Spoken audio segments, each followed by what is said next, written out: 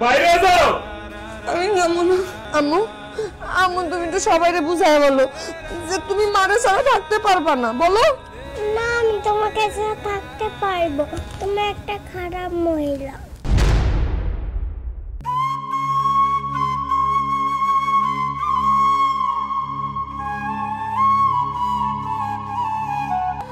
আব্বা, আমার এই দূরের মাইয়া আমারে কি করলো আব্বা? শুনছেন, আমার তো কোথাও জায়গা হলো না আব্বা।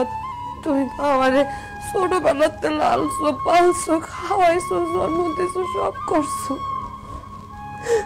আমার তো আর থাকার কোনো জায়গা নাই আব্বা, আমার একটু আশ্রয় দিব। আজকে এখন থেকে ধরে নিতেছি আমার মাইয়া মারা গেছে। আমি সন্ধ্যা জানাজা পড়ামু, সমস্ত গ্রামবাসীর দাওয়াত দিয়ে আমি 40 খাওয়ামু। আমার ভাই তো নাই, তুমি কেরা? তোমরা আমি চিনি না। যে মেয়ে একটা সংসার ভাঙ্গে তস্তস করে পরপুরুষের হাত ধরে চলে যেতে পারে, সেটা তো আমার মেয়ে হইতে পারে না। হ্যাঁ, আমার বাড়িতে আশ্রয় যত দূরের কথা, আমি বাপ হিসেবে তার পরিচয় কোনোদিন দিব না। আমি কোনোদিন কব না সে আমার মেয়া। বাইরে ওই বাড়ি থেকে বাইরে করতেছি, বাইরে। বধূ তোমার আমার এই যে বিরহ,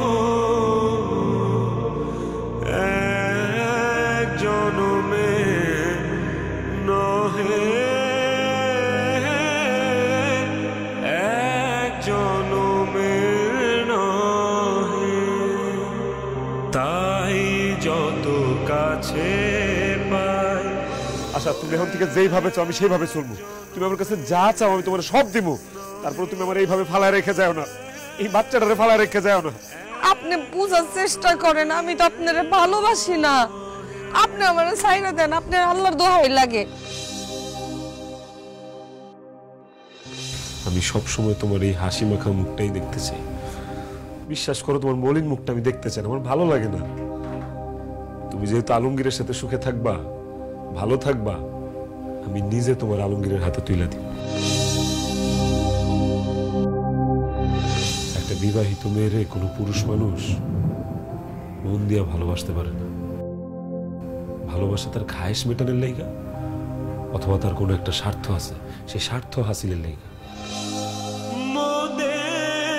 জীবন মঞ্জুরি দুটি হায়, শতবার ফোটে শতবার ঝরে যায়, কাঁদি। বাপেরও সারানোর কথাটা আজকে বুঝতে পারলাম।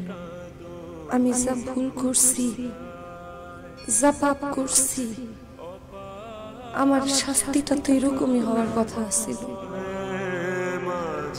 হায় রে আমার কপাল।